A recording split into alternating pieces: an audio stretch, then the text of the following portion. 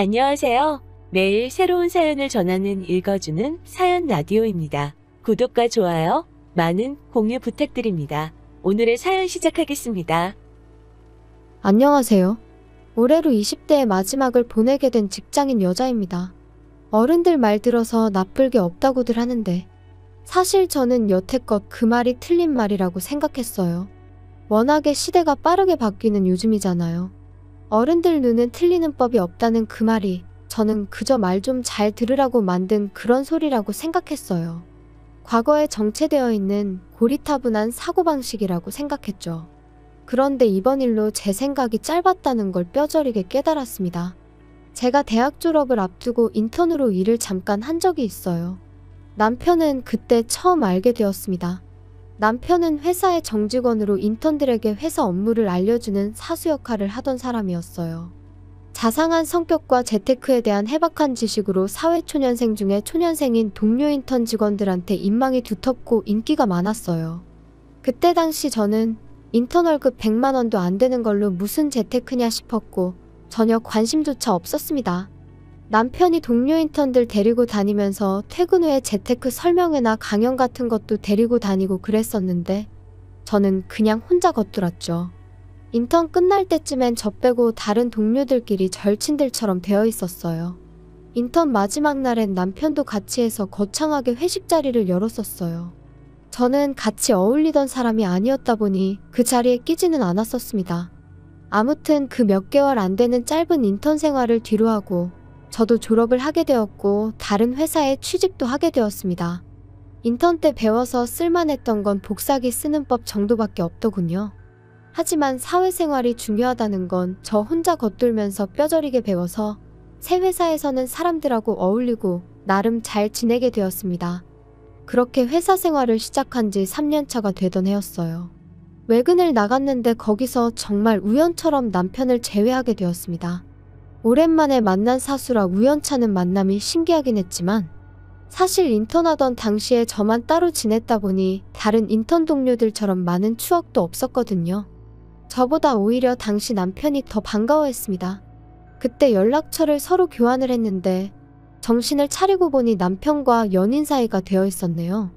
이렇게 다시 만난 건 우리가 함께할 운명이라 만난 거라는 남편의 말을 계속 듣다 보니 정말 저희가 드라마나 영화에서나 볼 법한 그런 운명 같은 사랑을 하고 있는 것처럼 느껴졌어요. 그리고 그 운명이라는 단어에 취해 남편의 환경이라고는 하나 신경 쓰지 않고 연애를 시작했습니다. 그렇게 2년의 연애를 하고 재작년 겨울에 남편의 청혼을 받게 되었습니다. 저희 부모님은 남편을 꽤 좋게 봤어요. 서글서글한 인상에 부침성도 좋고 직장도 그만하면 더할 나위 없다고 사윗감으로 마음에 든다고 하셨지만 상견례가 끝나고 나서 남편의 집안 형편 때문에 제가 고생할 게 너무 눈에 선이 보인다며 결혼을 허락해 줄 수 없다고 하셨습니다. 저희 집이 뭐 남의 집 집안 사정을 가지고 뭐라고 할 정도로 부자는 아니지만 적어도 남편의 집과 비교해보면 헐 나은 상황이었어요. 중소기업이긴 해도 부사장으로 일을 하고 계신 아버지와 전문직인 어머니 두 분의 벌이 덕분에 경제적으로 부족했던 적은 없었거든요. 반면에 남자친구 집은 형편이 썩 좋은 편이 아니었죠. 노후 준비도 안 돼 있는데 경제활동조차 하지 않는 홀어머니에 아직 대학생 졸업반인 신우까지 부양해야 할 가족들이 한 명도 아니고 둘이나 있었거든요.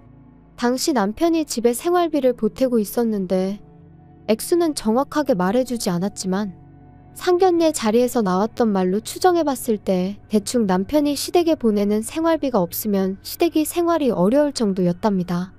그래서 이 결혼을 반대하셨는데 결국 제가 바득바득 우겨서 결혼을 하게 되었습니다. 자식 이기는 부모 없다고 부모님의 반대에도 불구하고 제가 우겨서 결혼을 억지로 해버린 거죠. 물론 남편도 어느 정도 저희 부모님 마음을 돌리는데 일조를 하긴 했습니다.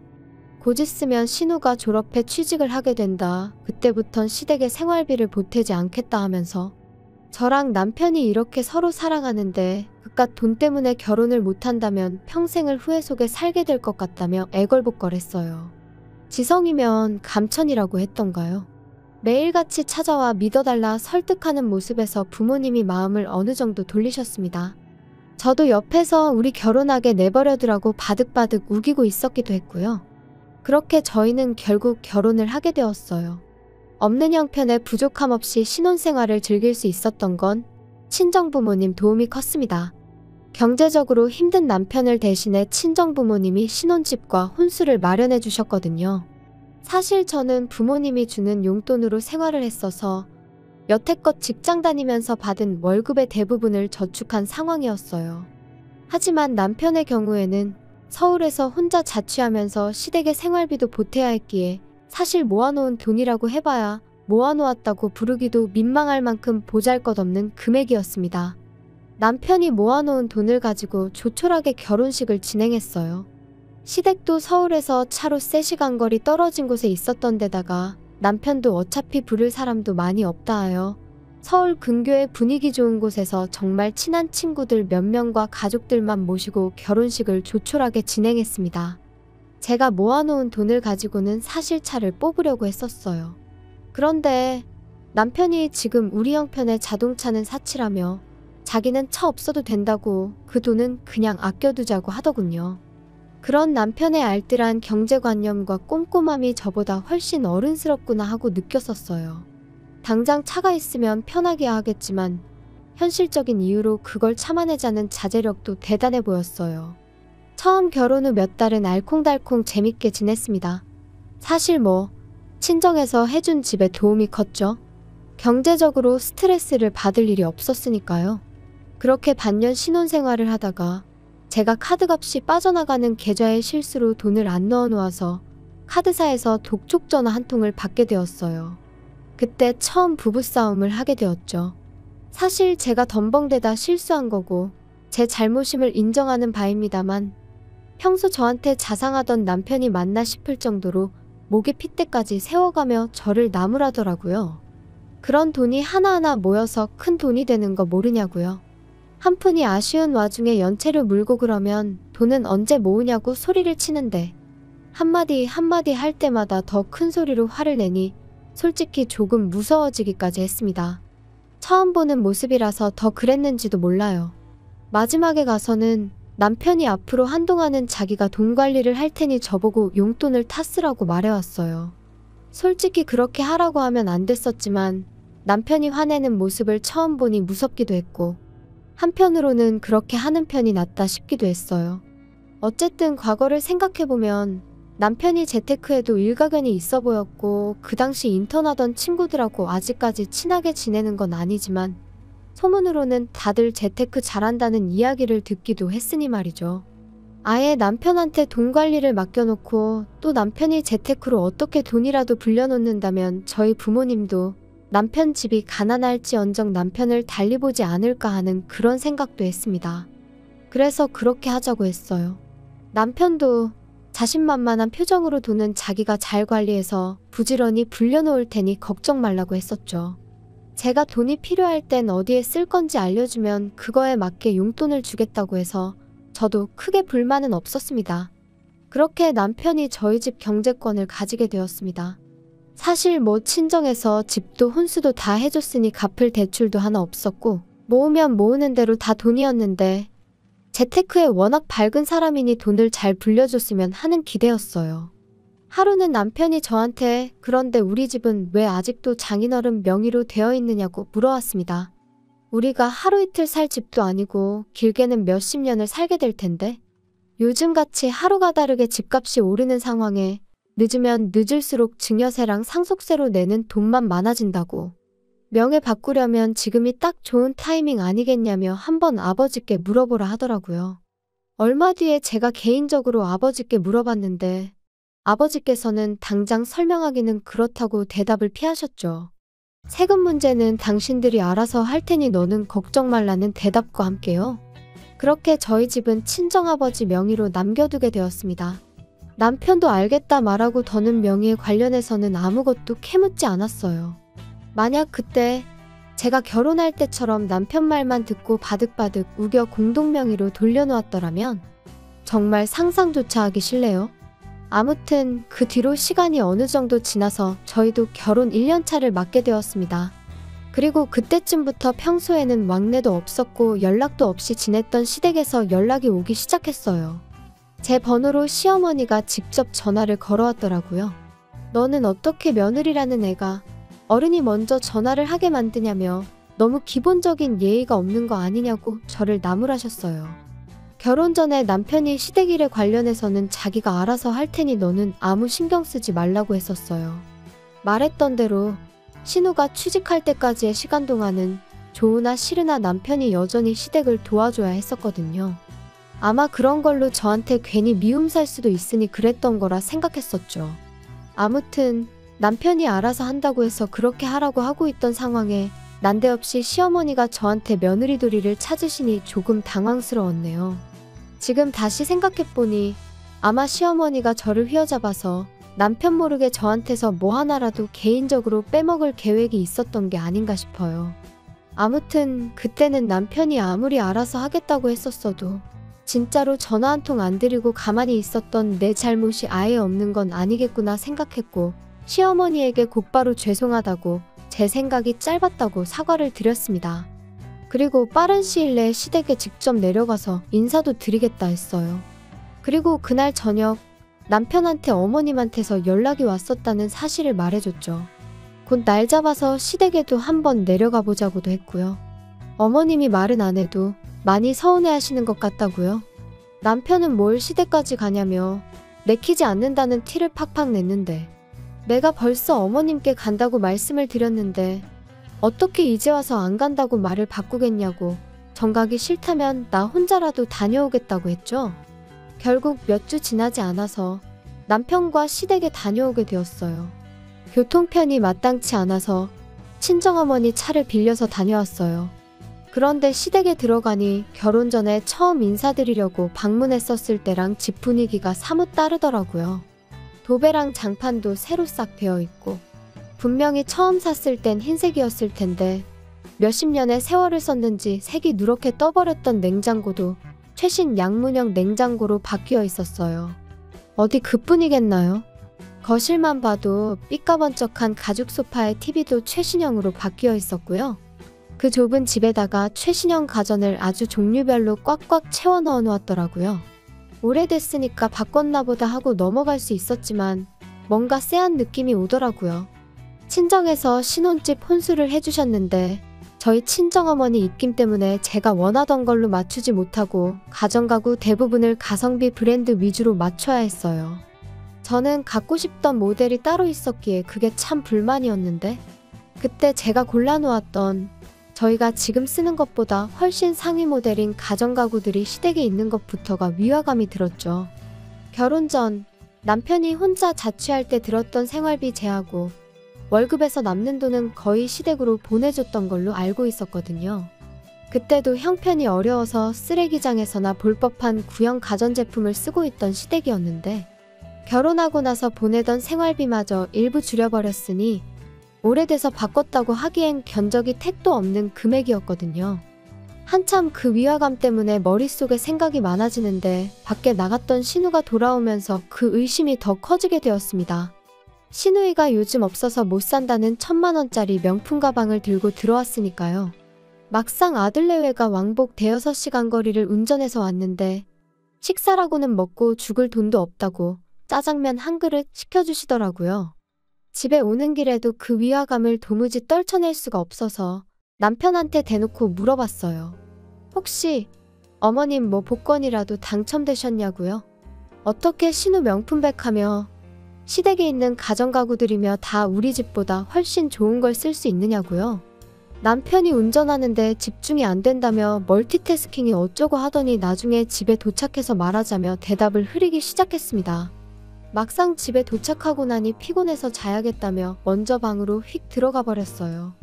안 좋은 예감이 들긴 했지만 그땐 설마 하면서 아니길 바라기만 했습니다. 그리고 나서 얼마 지나지 않아서 남편이 저를 불러 세우더니 난데없이 신우의 결혼 소식을 전해왔습니다. 저희 결혼할 때쯤부터 해서 만나던 남자가 있는데 둘 사이에 아이가 생기는 바람에 조금 갑작스럽게 결혼을 하게 되었다고요. 남편도 이 사실을 얼마 전에 알게 되었다고 그동안은 전혀 몰랐다고 하더라고요.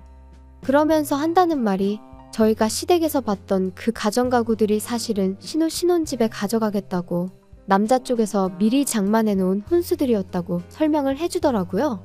저를 뭐 세상 물정 모르는 정신 빠진 사람으로 봤던 걸까요? 물어보지도 않은 걸 알아서 술술 뱉어내는데 그 말이 앞뒤도 하나 맞지 않는 데다가 가당치도 않아서 믿어줄래야 믿어줄 수가 없었어요. 갑자기 아이가 생겨서 결혼하는 거면 그 전까지는 결혼 이야기는 없었다는 소리잖아요? 100번 양보해서 그 전부터 결혼 이야기가 오갔던 사이라고 쳐도 결혼식 날짜를 잡아놓은 것도 아니고 아이가 생길지 안 생길지도 모르는데 세상 어느 누가 집도 없는데 신혼집 가정가구를 미리 사놓겠어요? 혹시나 싶어서 남편한테 그럼 신우가 취직해서 생활비 내고 시어머니 부양하기로 했던 건 어떻게 되는 거냐고 물어봤어요.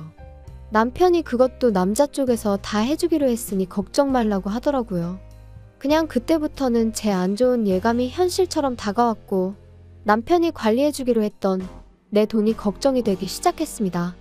그런데 남편은 제가 어느 정도 눈치를 채고 있다는 생각은 요만큼도 안 한 건지 그래도 신우 결혼하는데 우리가 뭐 좀 해주는 게 어떻겠냐고 말을 꺼내더라고요.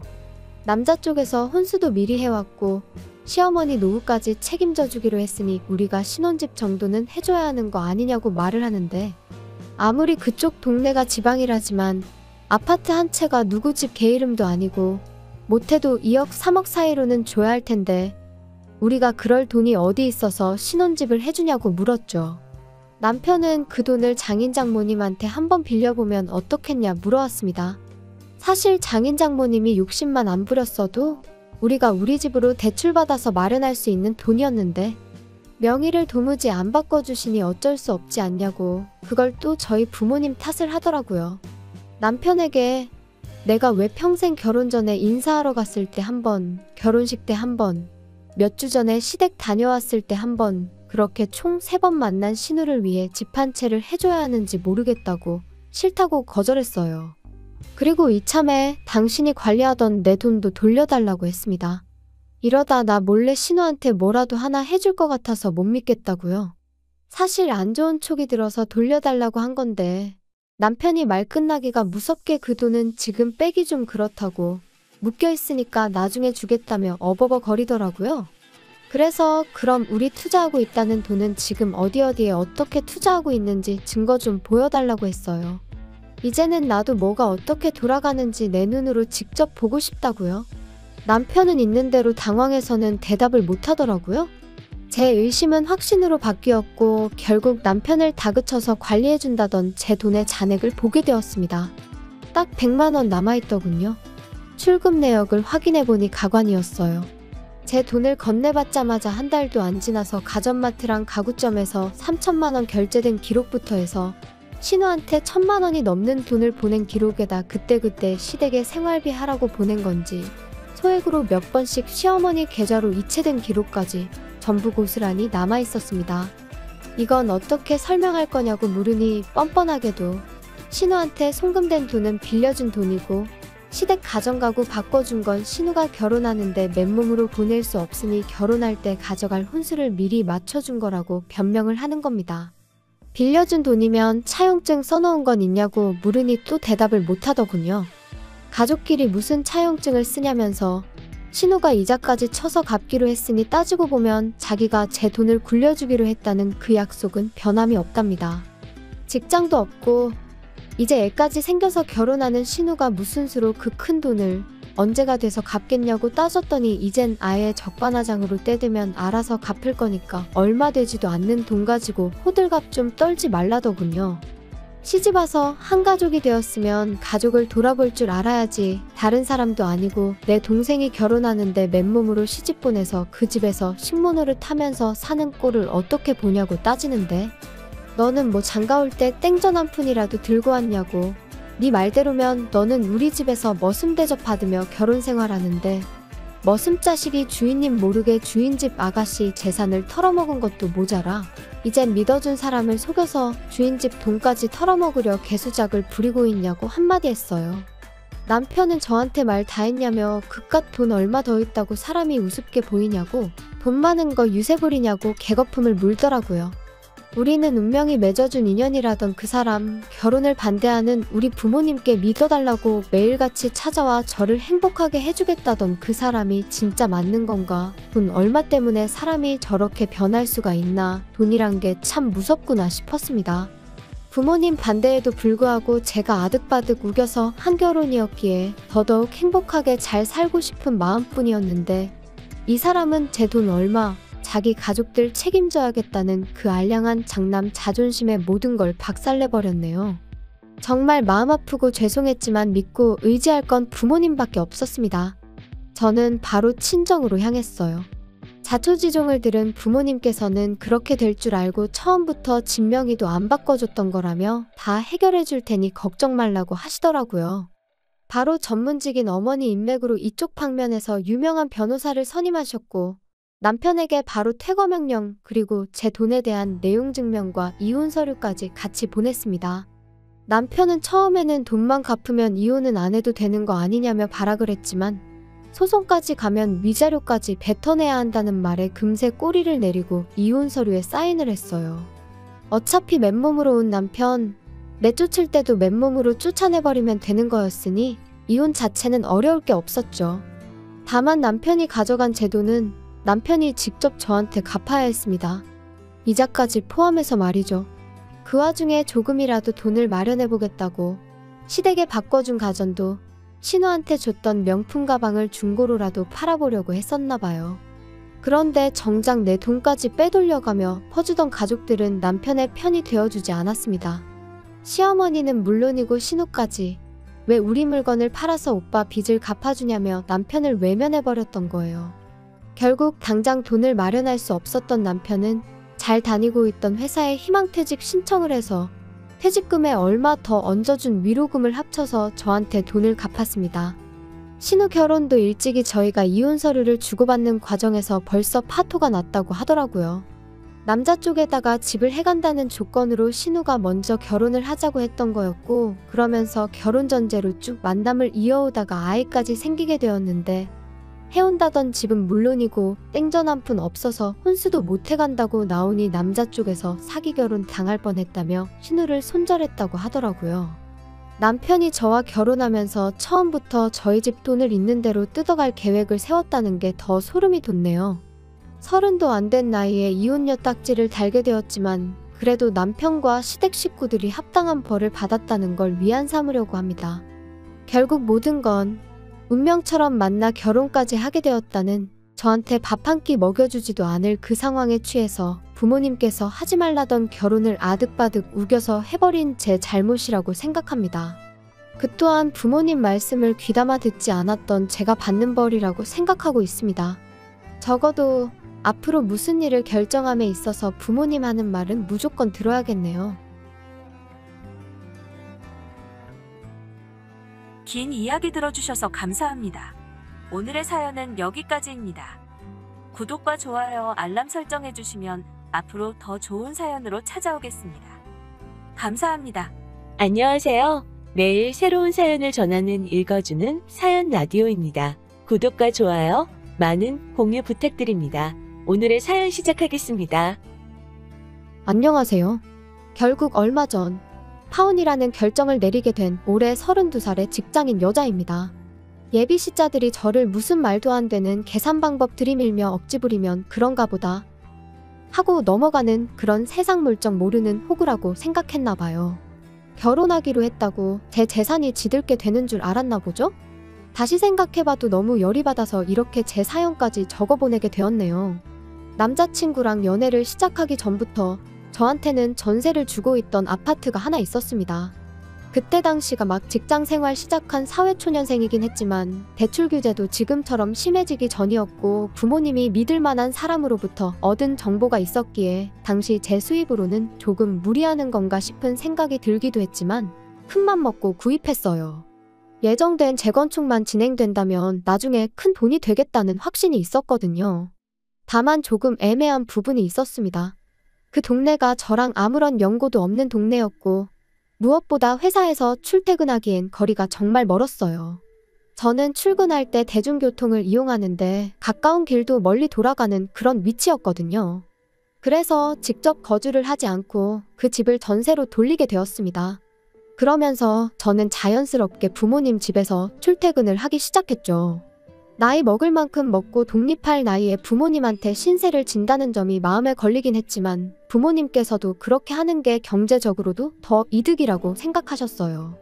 그리고 제가 돈을 더 편하게 모을 수 있게 물심양면적으로 도와주셨죠. 생활비라고 해서 부모님께 용돈식으로 얼마씩 드리긴 했지만 제 주머니 사정에 전혀 무리가 가지 않을 정도였고, 그나마도 저희 어머니께서는 그 돈을 가지고 제 옷을 사준다던가 한약을 지어주신다던가 하는 식으로 저를 위해서 쓰셨어요. 너무나도 감사할 따름이었죠. 재개발은 아직도 시작되지 않았지만 오히려 그게 기회가 된 건지 곧장 집값이 오르기 시작했어요. 갑자기 한 번에 오르진 않았지만 재개발 기대감에 힘입어 매달 조금씩 오르기 시작했습니다. 하루가 다르게 올라가는 집값을 볼 때면 안 먹어도 배가 부를 정도였어요. 믿는 구석이 생기니 마음에 여유가 생기더라고요. 그때쯤부터 연애를 시작했고 주변 지인의 소개로 저보다 1살 어린 남자친구를 만나게 되었죠. 2년간의 연애 뒤에 결혼 이야기까지 오가는 사이가 되었어요. 예비시댁에서는 저를 썩 마음에 들어하는 눈치가 아니었습니다.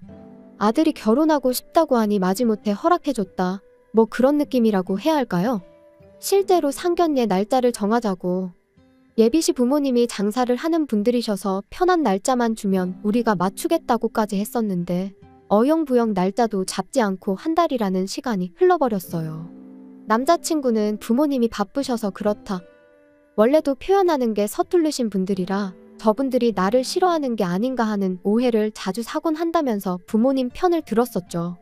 하지만 여자의 직감이라고 해야 할까요? 남자친구의 가족들이 저를 불편해한다는 느낌을 지울 수가 없었습니다. 처음엔 제가 남자친구보다 나이가 1살 더 많은 연상이라 그런가 싶기도 했었죠. 한편으론 제가 다니는 회사 때문이 아닌가 그런 생각도 했고요. 남자친구는 그래도 알만한 사람들은 이름만 들어도 좋은 회사라는 걸 다 아는 그런 회사를 다니고 있었거든요. 저는 비교적 덜 유명한 회사를 다니고 있었지만 또 막상 월급 면에서 두고 본다면 크게 차이가 나지도 아니었습니다. 제가 사회생활을 남자친구보다 더 일찍 시작하기도 했고 이러나 저러나 1살 더 많은 만큼 경력도 몇 년 앞섰거든요. 예비신우도 남자친구 소개로 2번 만났어요. 하지만 예비신우도 저를 불편해하긴 마찬가지더군요. 남자친구랑 위로 연년생인데 그 덕에 저랑은 동갑이다 보니 저도 예비신우가 불편한 건 매한가지였습니다. 남자친구가 누나만 어떻게 잘 포섭하면 어머니도 너를 달리 볼 거다 하면서 친해지기를 바랬는데 막상 제가 먼저 연락을 해도 예비신우가 이 핑계 저 핑계 대면서 빼는 모습을 보니 저라고 딱히 노력하고 싶은 마음도 들지 않았어요. 제 나이 때문에만 그러는 거라면 어떻게 할 방도가 없었습니다.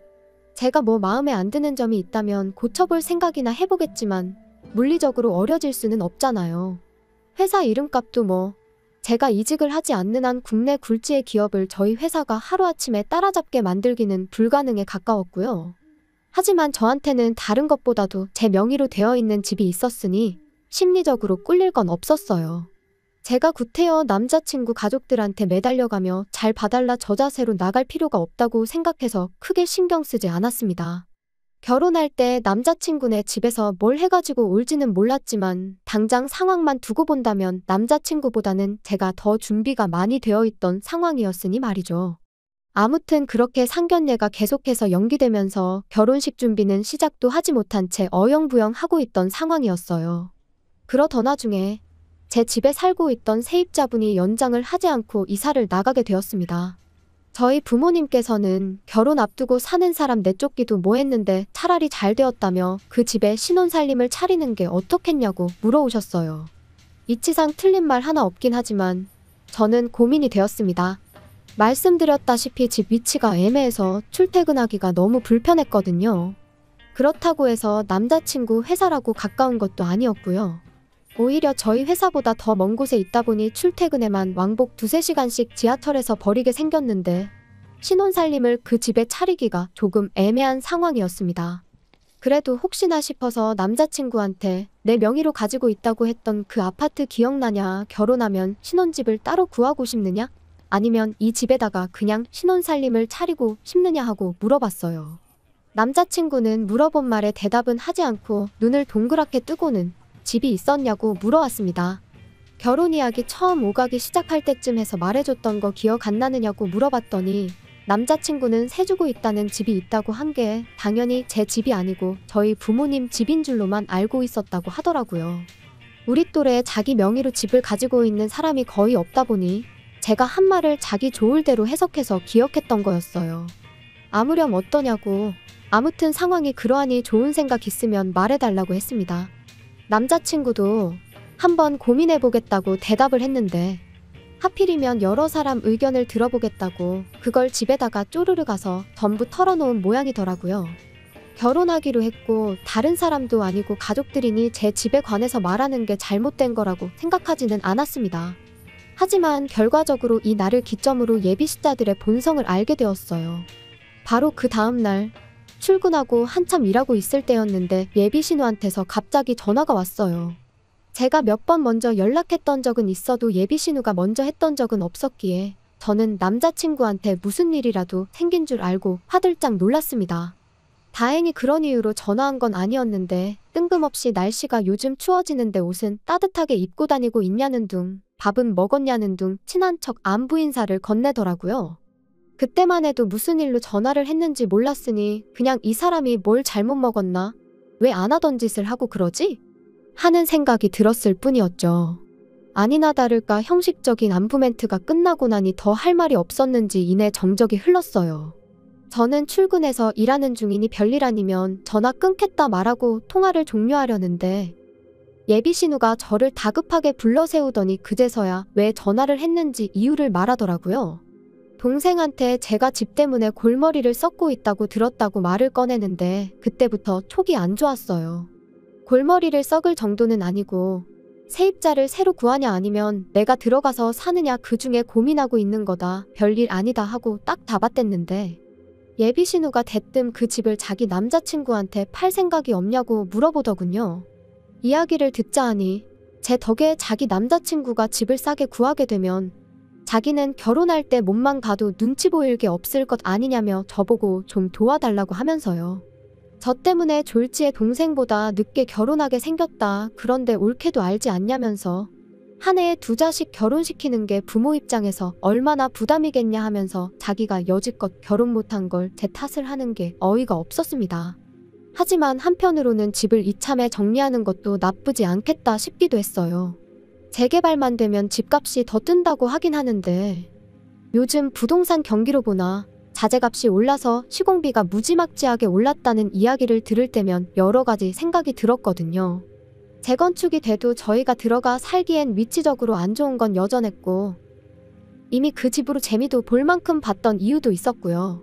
몇 년 동안 소문만 무성했던 기약도 없는 재건축 때문에 지친 사람도 많고 같은 이유로 그 아파트가 매물도 많이 나와 있다 보니 집을 정리하려고 치면 몇 달은 고생할 게 안 봐도 뻔했기 때문입니다. 그렇다고 그날 결정할 일은 아니다 싶어 그럼 그 부분도 염두해보고 고민해보겠다고 예비신우한테 대답을 했는데 예비신우는 그 말을 제가 아파트를 팔겠다고 대답한 거라 착각했나 봐요.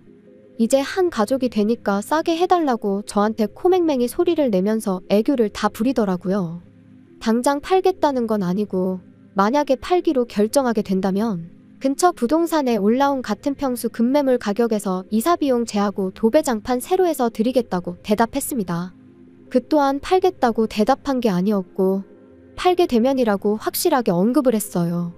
그 말이 나오기 직전까지 저한테 코맹맹이 소리를 내면서 애교를 부리던 예비신우가 갑자기 정색을 하더니 언성을 조금 높여서 그건 경우가 아니지 않냐고 따지더라고요. 그러면서 뭐라 말을 하는데 저는 그때까지만 해도 예비신우가 저한테 장난을 치고 있는 건가? 하고 생각했습니다. 내 동생 만나기 전부터 가지고 있는 집이라고 들었다면서 제가 그 집을 처음 샀을 때 가격으로 넘기라고 말해왔거든요. 장사꾼도 가족들한테는 원가에 물건을 넘긴다면서 그게 상도라고 하더군요. 장사꾼이 아니라 날강도도 그렇게 하진 않을 거라고 농담하지 말라고 했어요. 제가 집을 샀을 때 가격이면 지금 이 집 전세 가격도 안 되는 돈인데 그게 말이나 되냐고요. 예비신우가 그 말을 듣고는 그럼 네가 1억 5천을 주고 산 그 집을 지금 나보고 5억에 사라고 하는 거냐고 하면서 성질을 부리더라고요. 자기 부모님, 그러니까 예비 시부모님도 장사하는 사람들이지만 가족한테만큼은 파는 가격 그대로 받지 않는다고 하면서 저보고 장사꾼보다 더한 사람이라며 뭐라 하는데 입에 개거품을 물고 있는 게 전화기 너머로도 보일 지경이었습니다. 현재 시세는 물론이거니와 제가 집을 샀을 당시 가격까지 정확하게 꿰고 있는 걸 보면 인터넷으로 시세까지 다 조회해보고 연락한 게 안 봐도 뻔한데 누가 누굴 보고 장사를 하고 있네 어쩌네 하는 건지 싶었습니다. 헛소리에 대꾸해줘봐야 답도 안 나올 것 같고 해서 회사 일로 바쁘니까 나중에 통화하자 그러고 제가 그냥 전화 끊어버렸어요. 그 뒤로 예비 신우한테 몇 번 전화가 더 걸려왔는데 일부러 받지 않았습니다. 그 직후 저는 바로 남자친구한테 전화를 했죠. 방금 당신 누나가 나한테 전화해서 뭐라고 한 줄 아느냐고. 5억짜리 집을 1억 5천에 다른 사람도 아니고 자기 남자친구한테 팔라 그러더라. 이게 말이나 되냐고 따졌죠. 남자친구도 어이가 없었는지 누나가 제정신이 아니었나 보다고 자기가 지 누나랑 대화 좀 해보겠다고 하더군요. 제발 예비 신우한테 이런 연락 2번 다시 받지 않게 잘 좀 해결해달라고 부탁을 했죠. 그 뒤로 따로 남자친구한테 전화는 없었어요. 자기가 해결하겠다 했으니 어련히 잘했겠지 하고 잠에 들려고 하는데 전화가 한 통 또 걸려왔습니다. 이번엔 예비 신우도 아니었고 남자친구도 아니었어요. 예비 시어머니였습니다. 언제부터 저를 그렇게 마음에 들어 했다고. 우리 며느리 지금 뭐하고 있느냐 물으면서 내일 따로 약속 없으면 집에 와서 밥 좀 먹고 가라고. 우리 며느리가 너무 보고 싶다. 뭐 그런 식으로 말을 하더라고요. 평소였으면 또 그냥 예비 시어머니도 뭔가를 잘못 먹었나 그렇게 여겼겠지만 예비 신우랑 낮에 했던 통화가 있었다 보니 안 좋은 생각만 자꾸 들었습니다.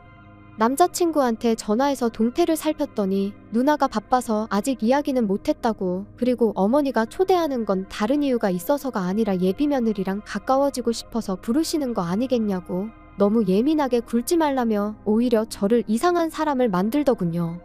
상황이 상황이다 보니 무슨 꿍꿍이 속이 있는지 대충 뻔한데 남자친구가 아니라고 해도 저는 만반의 준비를 하기로 했습니다. 오히려 하루라는 시간이 있었으니 생각할 여유가 있었어요. 저 혼자 저 상황 상상하면서 정말 그 다음날 일어날 일에 대해서 제 나름의 예상 시나리오를 만들어야 했습니다. 예비 신우가 하자는 대로 하라고 한마디 보탤지 아니면 결혼을 빌미로 무리한 예단을 요구하려고 그럴지 암만 생각해도 좋은 쪽으로는 생각이 들지 않더라고요. 약속 당일 예비시댁에 도착하니 임금님 수라상을 방불케 할 진수성찬이 준비되어 있었습니다. 전에 없던 환대의 안 좋은 예감은 점점 현실이 되어갔죠. 식사하는 동안은 음식이 입에 맞냐는 둥, 이것도 먹어보라는 둥 저를 챙겨주는데 여념이 없었습니다. 그리고 거실에 둘러앉아 후식을 먹을 때가 돼서야 본론을 꺼내왔어요. 여태껏 한 번도 물어본 적 없던 결혼 준비에 대해 질문을 하면서 말이죠. 결혼을 허락한 건지 만 건지 태도를 불분명하게 해왔던 예비 시어머니 덕분에 그렇다 할 준비는커녕 딱히 시작한 것도 없는 거 모르시냐고 대답하려고 했는데 그 말을 꺼내기도 전에 대뜸 제 아파트 이야기부터 꺼내더군요. 요즘 집을 파는 게 보통 일이 아니라던데 그냥 우리 딸 남자친구한테 싸게 넘겨주는 게 따지고 보면 그렇게 나쁜 조건은 아니지 않냐고 생각 좀 해보라더군요. 그리고 지금이야 우리 딸 남자친구지만 곧 결혼하게 되면 너도 우리 가족 되는 거고 우리 딸 남자친구도 한 가족이 되는 건데 가족을 위해 양보했다 생각하고 예비 아주버님네 집의 점수도 미리미리 따고 좋지 않냐는 겁니다. 세상에 이젠 하다못해 신우 남편 될 사람 집에까지 점수를 따라고 하니 어이가 없었습니다. 이미 제 마음은 떠난 거나 마찬가지였는데 이 집구석이 어디까지 어깃장을 부리려나 싶어서 아무 말 안 하고 조용히 듣고만 있었어요. 계속해서 예비시모는 1억 5천이면 이 근처에 삐까번쩍한 빌라들 전세로 하나 구할 수 있다고, 일 때문에 바빠서 그러는 거면 당신이 직접 알아봐 줄 테니 걱정 말라고 하더군요. 아들 신혼집을 시댁 근처로 구해주고 싶었나 봐요. 그리고 1억 5천 가지고 전세를 구하라고 하는 말을 들으니 이러나 저러나 돈 한 푼 해올 생각 없고 집은 그냥 내 집 팔아서 그 돈으로 구하는 걸로 벌써 결정했나 보더라고요. 말을 꺼낸 건 예비신우였지만 이젠 예비시모까지 나서서 헛소리를 내뱉어대는데 정작 저랑 함께 가정을 꾸리기로 했던 남자친구는 옆에서 팔짱만 끼고 앉아서 대화를 듣고만 있더라고요. 안 봐도 뻔한 게 내 편을 들어주기는커녕 예비 시자들이나 남자친구나 같이 한통속이구나. 앞으로 내가 이 집에서 이 시자들한테 무슨 일을 당해도 이 남자는 내 편이 되어주기는커녕 이름 그대로 남이 편 노릇이나 하고 있겠구나 확신이 생겼습니다. 안 그래도 전에 없던 환대의 밥이 입으로 넘어가는지 코로 넘어가는지 몰랐는데 저딴 소리까지 들으니 체할 것 같고 머리도 왓질하더라고요. 그래서 몸이 좀 안 좋다는 핑계로 아무 데다 파지 않고 자리에서 일어나 후다닥 택시 잡아서 집으로 돌아왔습니다. 집에 가는 길 내내 남자친구며 예비 시자들이며 번갈아 가면서 저한테 전화를 해대는데 아무리 인연을 좋게 만났어도 그쯤 되니 똥 밟았다는 생각밖에 들지 않았어요. 집에 도착해서 이 이야기를 전해 들은 저희 부모님께서도 뭐 그딴 집구석이 다 있냐며 어이없다고 화를 다 내시더라고요. 제가 남자친구한테 꿀릴 게 뭐가 있냐고 그냥 그 길로 파혼을 하라는 말을 꺼내셨어요. 부모님이 다시 생각해보라고 파혼은 안 된다고 하셨다 해도 제가 싫다고 했을 거였기에 아쉬움조차 없었죠. 전화기는 계속 불이 난 듯 울리고 있었는데 단 한 통을 받지 않았습니다. 그러니 그날 저녁에 남자친구가 저희 집까지 찾아왔더라고요. 꼴도 보기 싫었지만 어차피 파혼하기로 한 거 빨리 마무리 짓는 게 낫겠다 싶어서 따라 나갔죠. 싹싹 빌어도 제 마음 돌릴 생각이 없었는데 그 와중에 저한테 생각 좀 해봤느냐고 묻더군요. 얼이 빠져서 욕을 할 마음도 싹 사라지더라고요. 그냥 앞으로 볼 일 없을 것 같다고 잘 지내든 말든 신경 하나도 안 쓰겠다 했더니 남자친구가 제 뒤에다 대고 저를 두고 이기적이랍니다. 이게 단순히 돈 때문에 그러는 게 아니라고. 앞으로 한 가족이 되는 건데 가족끼리 서로 돕는 걸 아까워하면 안 된다는 겁니다. 지금이야 제가 집이 있으니 손해보는 것 같지만 앞으로 우리한테 무슨 일이 있을 때 발 뻗고 나서서 도와줄 사람은 가족들 뿐 아니겠냐는 얼토당토하는 망언을 내뱉더군요. 끝까지 나를 얼마나 호구로 봤으면 이러나 싶어서 저도 끝내 참았던 욕을 마저 다 뱉어냈습니다. 당신 가족들 내 집에 대해서 전혀 모르고 있을 땐 나한테 먼저 연락은커녕 내가 먼저 연락을 해도 피하는 사람들이었다. 그런데 집이 있다고 하니 그제서야 우리 옳게 우리 며느리 하면서 친한 척 하더라. 그렇게 애틋한 사이도 아니었는데 단 하루 잘해줬다고 가족 취급해줬다고 해서 내 집을 3억 5천이나 싸게 넘기는 게 가당키나 한 소리냐고. 사람이 제정신이면 꺼낼 소리도 아니라고 한마디 했죠. 남자친구는 저한테 자기 가족들이 제정신이 아니라고 하는 소리냐며 저보고 그렇게 돈밖에 모르는 계산적인 사람이었냐고 되묻더군요. 내가 계산적이라고 생각했다면 제대로 봤다고. 그런데 그게 돈이 아까워서 내 집이 아까워서 그러는 게 아니라 내가 결혼해서 너네 집구석의 한 가족이 되는 것부터가 나한테 너무 큰 손해라고. 세상 그 누가 니들같이 세상 물정도 모르고 사람 우습게 보고 등쳐먹으려고 할 생각뿐인 사람들과 가족이 되고 싶겠냐고. 3억 5천 집을 싸게 넘기는 게 아니라 보태서 새 집을 구해서 살라고 3억 5천을 나한테 가져다줘도 손해라고 말하고 그냥 결혼은 없던 일로 하자고 했습니다. 예비시자들의 무리한 요구에 제가 제 재산 지켜내겠다고 파혼한 게 정말 제가 이기적인 건가 싶네요.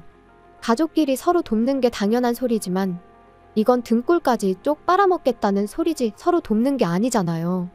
반대의 상황이었으면 남자친구는 한 가족이 된다는 이유 하나만으로 자기 집을 얼굴 한번 본 적도 없는 사람한테 반갑도 안 되는 헐값에 넘겼을까요? 아마 아닐 거라고 생각해요.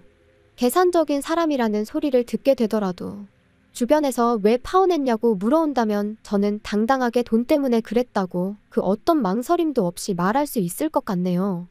한편으로는 집 한 채에 눈이 먼 예비시자들 덕분에 결혼 파혼하게 된 게 차라리 다행이라고 생각합니다.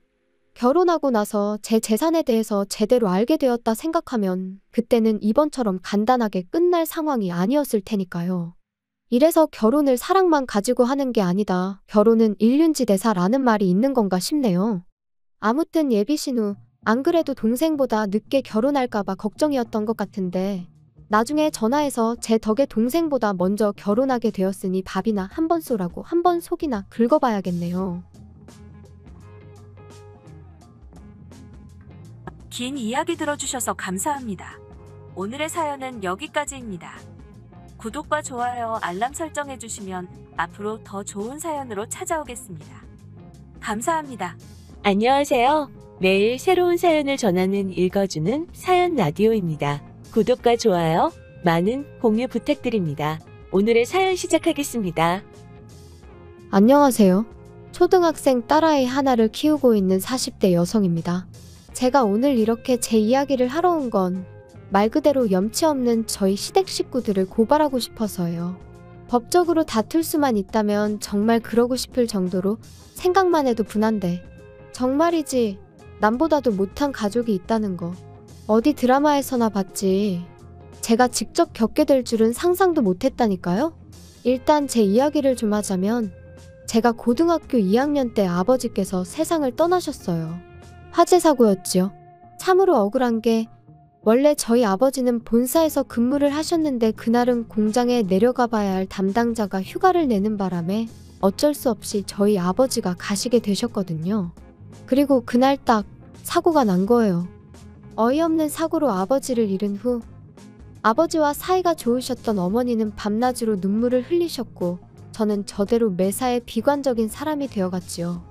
게다가 이후로 어머니도 저도 전혀 알지 못했던 빚들이 여기저기서 하나둘씩 튀어나오는데 정말 환장하겠더라고요. 뿐만 아니라 저희 모녀를 더 미치게 했던 건 아버지의 형제들 그러니까 친척들이었어요.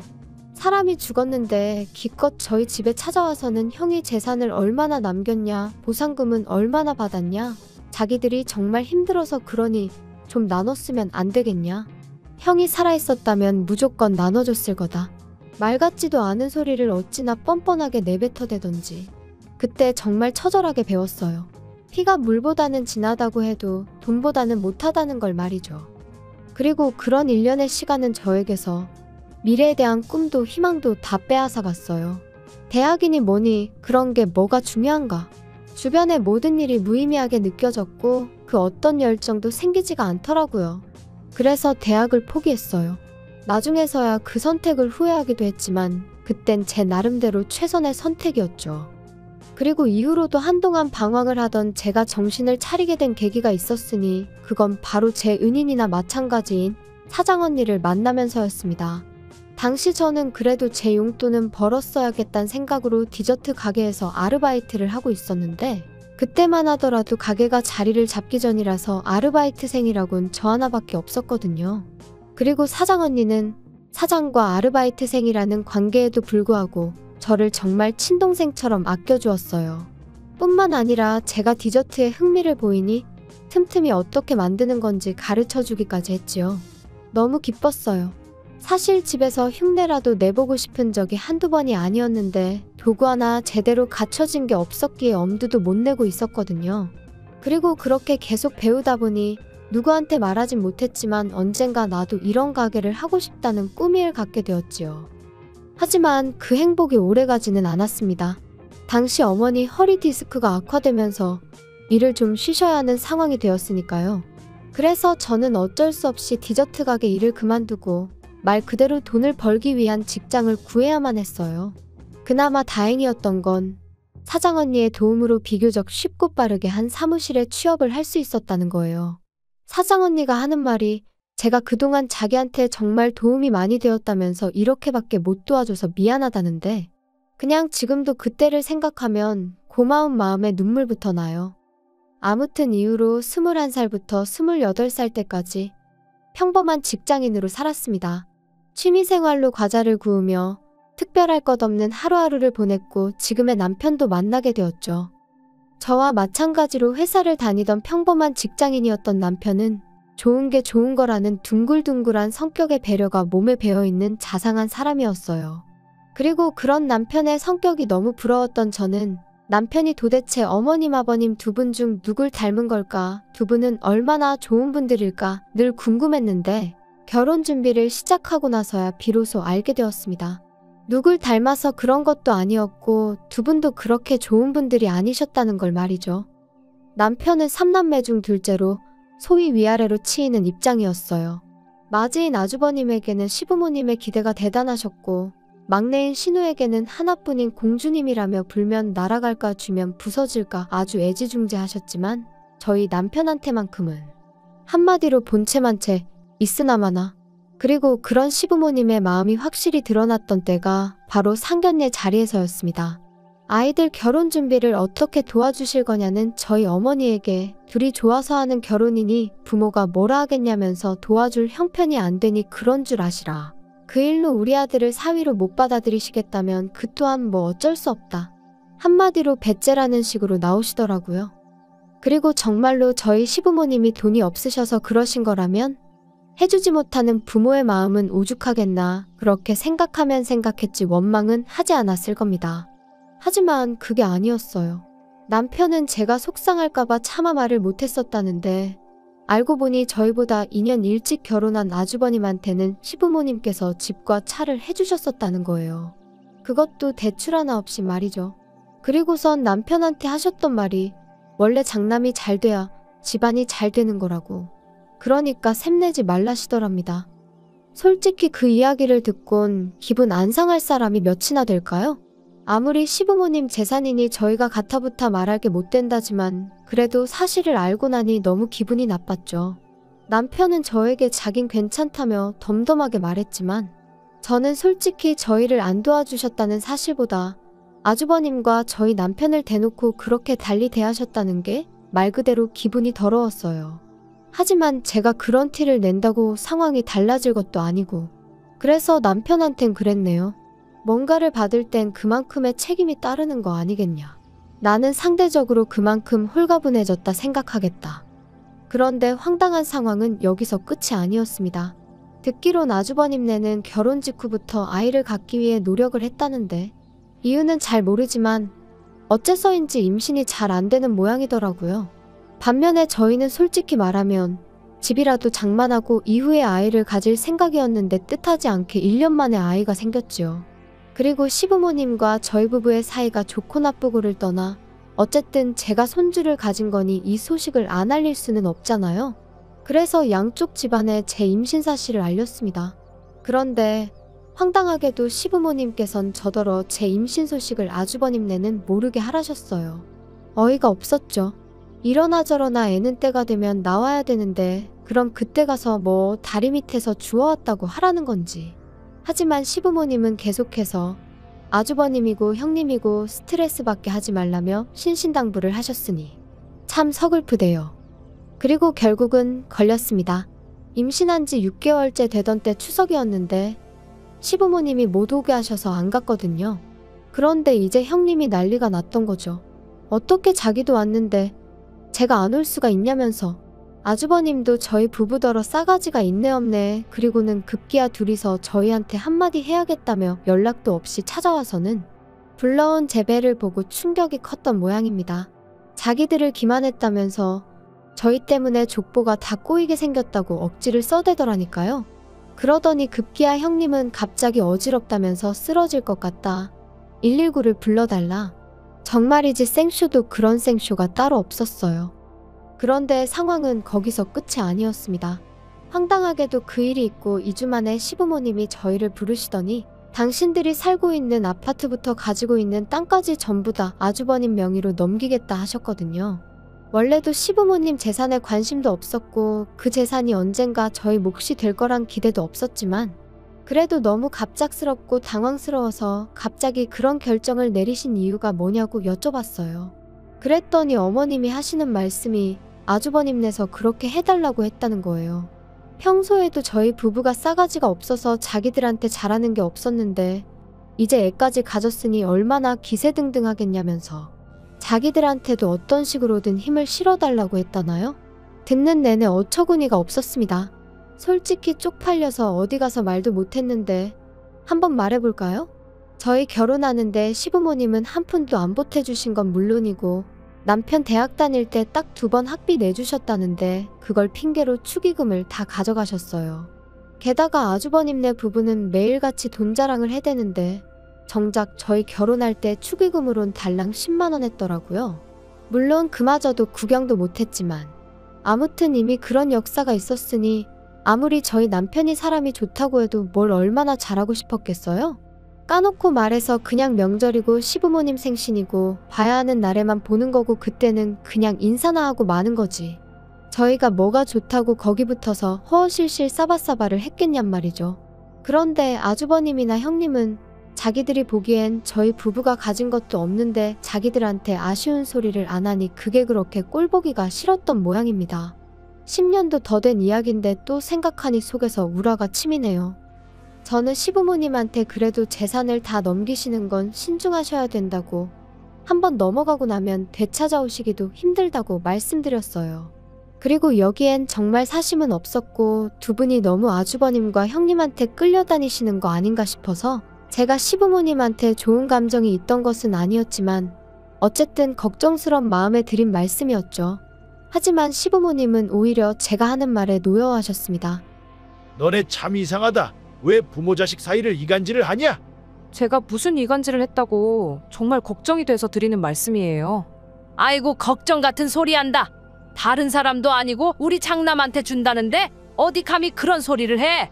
그리고 너네 혹시 우리 재산에 흑심이라도 있으면 꿈 깨라. 이거 너네가 아무리 술을 써도 너네 거 안 돼. 장남해줘야지. 장남이 잘 돼야 집안이 잘 풀리는 거라니까. 그리고 생각해봐라. 너네는 걔들한테 미안하지도 않냐? 걔네 그렇게 노력하는 거 다 알면서 놀리는 것도 아니고 불쑥 애를 가지면 어떡해? 사람이 말이야 때를 기다릴 줄도 알아야지.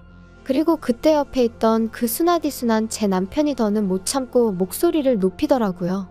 알아서들 하세요. 그러다 후회할 일 생겨도 저희는 몰라요. 저희한테 도와달라, 어떻게 해달라 그런 말씀 절대로 하지 마시라고요. 그런데 저희 시부모님이 그런 저희 남편을 보시고는 차라리 화를 내셨다면 모르겠는데 그것도 아니고 비웃으셨어요. 얘네들 좀 봐. 아주 웃겨 죽겠네. 니들이 뭐가 있다고 우리가 거기다 손을 벌리겠냐? 니들이 뭐 가진 게 뭐가 있어서 우리가 거기다 손을 벌려. 걱정 마라. 절대로 손 안 벌리니까. 시부모님의 그런 반응에 남편과 저 두 사람 모두 크게 상처를 받을 수밖에 없었습니다. 그리고 그때부터 남편도 저도 말 그대로 이를 갈았어요.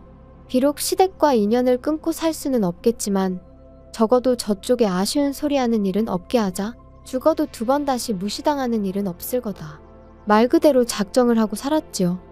그리고 지난 10년 동안 많은 변화가 생겼습니다. 일단 결혼한 지 6년 만에 저희 두 사람 명의로 된 아파트를 장만했어요. 비록 대출도 껴있고 구축이긴 했지만 생각보다 이른 목표 달성에 얼마나 기쁘던지. 하지만 이 기쁨에 초를 치는 이가 있었으니 그 또한 말 안 해도 아시겠죠? 바로 저희 시댁 식구들이었습니다. 솔직히 얼마나 반가운 사람들도 아니다 보니 딱히 자랑하고 싶은 마음도 인정받고 싶은 마음도 없었는데 그래도 남편은 저하고는 조금 달랐던 모양이에요. 당신들 도움 없이도 내가 여기까지 왔다고, 이만큼 해놓고 산다고 나름대로의 성과를 알리고 싶은 눈치더라고요. 그리고 저는 그런 남편이 왠지 안쓰럽기도 하고 조금은 이해도 되었기에 그러라 했어요. 시댁 식구들 다 불러서 집들이 한번 하자고요. 그런데 집들이 당일 너나 할 것 없이 다들 빈손으로 와서는 여기저기 흠잡기에 급급할 뿐이었습니다. 이렇게 좁아터진 집에서 어떻게 애를 키우고 사냐? 이런 데서 살 거면 전세나 살지 이걸 뭐 한다고 매매를 했냐? 덕담이나 한마디 해주시던가 그마저도 힘드시면 그냥 말을 마시지. 오죽하면 우리 부부랑 아예 안 보고 사시려고 저러시는 건가 싶더라니까요. 그리곤 쓱 남편 표정을 살피니 아니나 다를까 입은 꾹 다물고 얼굴부터 목까지 벌개져서는 안쓰러워 죽겠더라고요. 그래서 그때 이후로는 전보다 더더욱 거리를 두고 지내기 시작했지요. 그러다 저희 애가 초등학교에 들어가고 얼마 지나지 않았을 무렵 저는 사장언니로부터 생각지도 못한 제안을 받게 되었습니다. 사장언니 말이 자기가 애들 때문에 급하게 이민을 가게 되었다면서 자기 가게를 인수받으면 어떻겠냐고요. 이미 하겠다는 사람은 여럿 있었지만 제가 계속 마음에 걸렸다면서 만약에 제가 한다고만 하면 저한테는 권리금 없이 그냥 넘기겠다는데 솔직히 그렇게 제 생각을 해줬다는 사실만으로도 너무 고마웠네요. 하지만 한편으론 내가 할 수 있을까 하는 걱정도 컸어요. 아이를 키우는 동안 나름대로 배운다고 전문학교를 다닌 적도 있었고 집에서 꾸준히 만들어 보기도 했지만 남한테 제대로 평가를 받아본 일이 많지 않다 보니 스스로에 대한 믿음이 부족했달까요? 하지만 결론부터 이야기하자면 결국엔 한번 부딪혀 보기로 했어요. 사람 일이라는 게 뭐든지 해보고 나서 결정해도 늦지 않는다는 친정어머니의 말씀에서 용기를 얻었죠. 그리고 그 이후로 지금까지 저희 부부에게는 좋은 일만 있어 왔습니다. 남편은 좋은 조건의 대기업으로 이직에 성공했고 제 가게 또한 나날이 인기가 좋아져 3호점까지 냈으니까요. 그뿐인가요? 집값도 올랐지 아이는 성실하고 건강하게 자라주고 있었지. 어느 것 하나 불만을 가질 이유가 없었어요. 그리고 그렇게 행복하고 편안한 하루하루가 이어지면서 시댁 식구들에 대한 관심은 점점 멀어져만 갔습니다. 사실 사이가 안 좋아지기 시작한 무렵부터 한동안은 그래도 시댁 식구들이 어떻게 지내고 있는지 알아야 할 것 같았고 뭐랄까. 비록 느슨하고 해진 끈일지라도 어떻게든 붙잡고 있어야 할 것 같았거든요. 그런데 어느 순간 그런 마음도 옅어지기 시작하대요. 아마 저희 셋만으로도 충분히 행복할 수 있다는 걸 깨닫기 시작하면서부터 아니었나 싶은데. 아무튼 그리고 그렇게 지내다 보니 어느 순간 시댁에 대한 미움도 원망도 사라진 것 같았습니다. 알아서들 잘 살겠지. 무소식이 희소식이라니까. 우리도 알아서 잘 살고 있어요. 정말 딱 이 생각뿐이었어요. 하지만 올해 초 전혀 생각지도 못한 소식을 듣게 되었습니다. 평소에 왕래라곤 요만큼도 없었던 신우한테서 말이지요. 어떻게 제 번호를 알게 된 건지도 모를 만큼 소원한 사이였는데 난데없이 신우가 전화를 해서는 저희더러 무심하니였더니 한참을 떠들어대대요. 그리고는 한다는 말이 아주버님네가 난리가 났다면서 큰일 났다는데 솔직히 하나도 궁금하지 않았어요. 하지만 안 물어보면 이 전화가 끝날 리가 없겠구나 싶어. 무슨 일인데 그래요? 언니 어떡하면 좋아요. 우리 큰오빠 아주 쫄딱 망하게 생겼어요. 그리고 이때까지만 해도 저는 솔직히 기껏해야 아주버님이나 형님 둘 중 한 분이 바람이라도 났나 싶었는데. 쫄딱 망하다니 그게 다 무슨 소리예요. 알아듣게 얘기를 해봐요. 글쎄 세상에 큰오빠가 큰언니랑 상의도 없이 엄마 아빠가 준 땅도 다 팔아버리고 아파트 담보로 대출도 있는 대로 끌어다가 주식을 했대나 코인을 했대나 진짜 미쳤나봐요. 어떡해요? 그걸 저한테 물어도 제가 무슨 말을 해야 할지 모르겠네요. 아니 근데 솔직히 작은 오빠랑 언니 때문이기도 해요 이게. 큰오빠가 하는 말이 두 사람 사는 게 하루가 다르게 나아지는 것 같다면서 엄청 조바심을 냈거든요. 혹시 우리한테 말 안 하고 뭐 재테크했어요? 아니 그렇잖아. 어떻게 이 집만 자꾸 살림이 펴? 아무튼 그래서 큰오빠가 조바심이 나서 그런 거에 손을 댔나 봐요. 어떡하면 좋아요? 작은 오빠랑 언니가 좀 방법을 찾아봐요. 이러다 두 사람 원망 듣게 생겨서 내가 걱정이 돼서 연락한 거라니까요? 기가 차서 신우더러 그걸 말이라고 하냐고 따졌어요.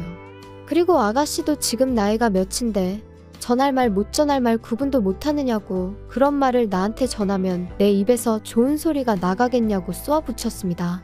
설령 재테크를 했다고 해도 그게 우리가 아주버님이나 형님한테 양해를 구할 일이냐 사과를 할 일이냐 황당하다 그랬지요.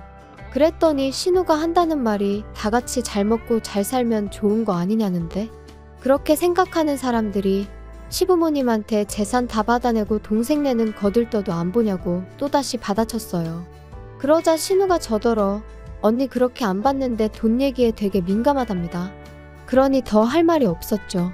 참고로 그렇게 아주버님 재산 다 퍼주실 때 신우 앞으로도 오피스텔 하나 해주셨어요. 정말 저희만 아무것도 안 해주셨다니까요. 그렇게 기분 나쁜 연락을 마치고 남편에게 이런 연락이 왔었다고 알렸습니다. 그리고 남편의 반응은 저랑 별반 다르지 않았죠. 이제 와서 그런 소리를 왜 우리한테 하냐면서 몹시 마음 상해했거든요. 그런데 며칠 전 어머님한테 걸려온 전화를 받게 되면서 그제서야 신우가 괜히 연락을 했던 게 아니라는 걸 알게 되었습니다. 어머님하고는 참으로 오랜만에 통화였는데 어머님은 가타부타 설명도 없이 다짜고짜 앓는 소리 죽는 소리를 내기 시작하셨어요. 그리고 저는 그런 어머님의 푸념이랄지 신세한탄을 들어드리고 싶은 마음은 손톱만큼도 없었기에 하실 말씀이 뭐냐 용건만 말씀하시라 했지요. 옆에 있던 남편도 귀찮다는 듯이 손만 내저을 뿐이었고요. 너는 정말 말을 서운하게 하는구나. 시애미가 전화를 하면 잘 지내셨냐, 아픈 데는 없으시냐, 근심거리가 있으시냐 그런 거 물을 생각은 안 하고. 아주버님이 어련히 잘 챙겨드리고 계시지 않겠어요? 무슨 일 때문에 그러시는데요? 우리 장남이라면 내가 생각만 해도 눈물이 날라 그런다. 걔가 지금 너무너무 힘들어하고 있어. 혜지한테 다 들었지? 아가씨랑 얼마 전에 통화를 하긴 했는데 잘은 몰라요. 그런데 아주버님이 힘드신데 왜 저한테 연락을 하셨어요? 제가 딱히 해드릴 게 없는 것 같은데. 왜 해줄 게 없어? 있으니까 내가 연락을 했지. 아무래도 나랑 네 시아버지랑 당분간 너희 집에 가 있어야 될 것 같다. 갑자기 그게 무슨 말씀이세요? 저희 집에 오신다니 도대체 왜요? 아니 부모가 자식 집에 간다는데 무슨 왜요야? 왜요는 큰애가 지금 사는 집을 비워줘야 되는데 뭐 돈이 좀 그래서 당분간 우리 집에 와 있어야 된다잖니? 그런데 너도 우리 집 알잖니? 거기서 어떻게 다 같이 살아? 게다가 이 집도 명의가 큰애 앞으로 되어 있어서. 아무튼 우리가 그래서 일단은 큰애한테 집을 비워주고 우리는 너희 집에 가 있으려고 그런다.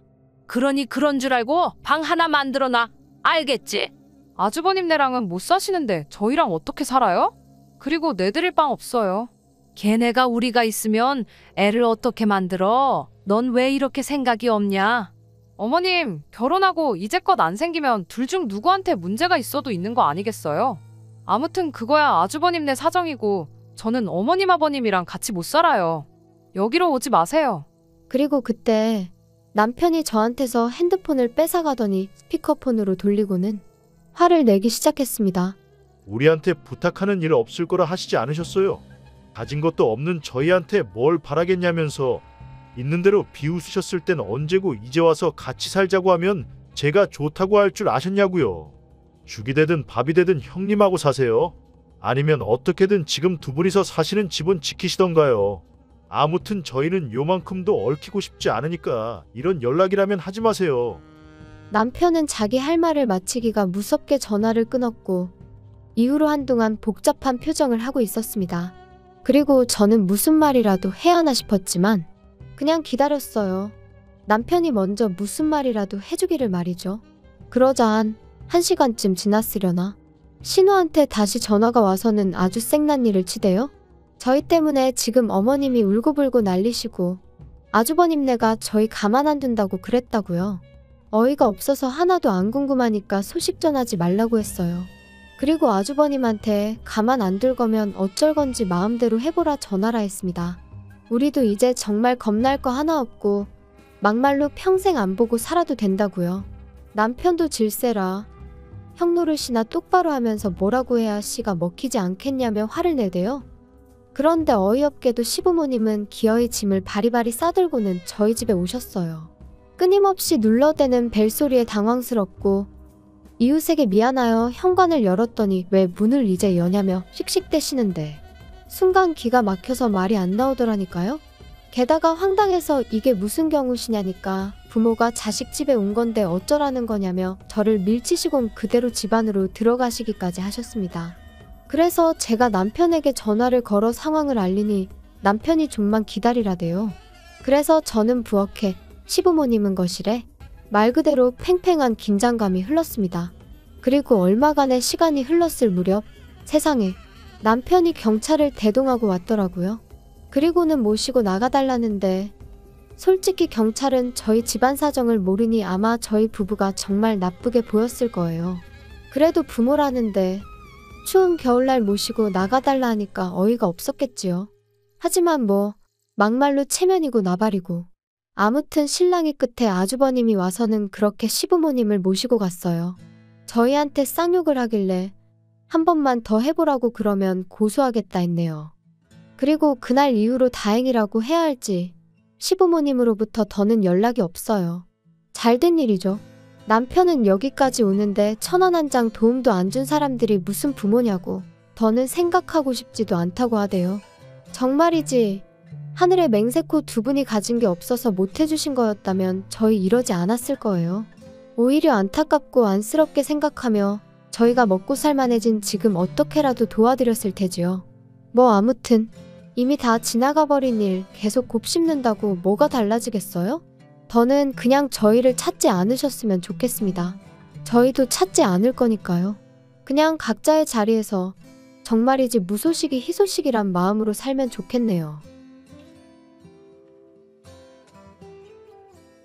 긴 이야기 들어주셔서 감사합니다. 오늘의 사연은 여기까지입니다. 구독과 좋아요, 알람 설정해주시면 앞으로 더 좋은 사연으로 찾아오겠습니다. 감사합니다.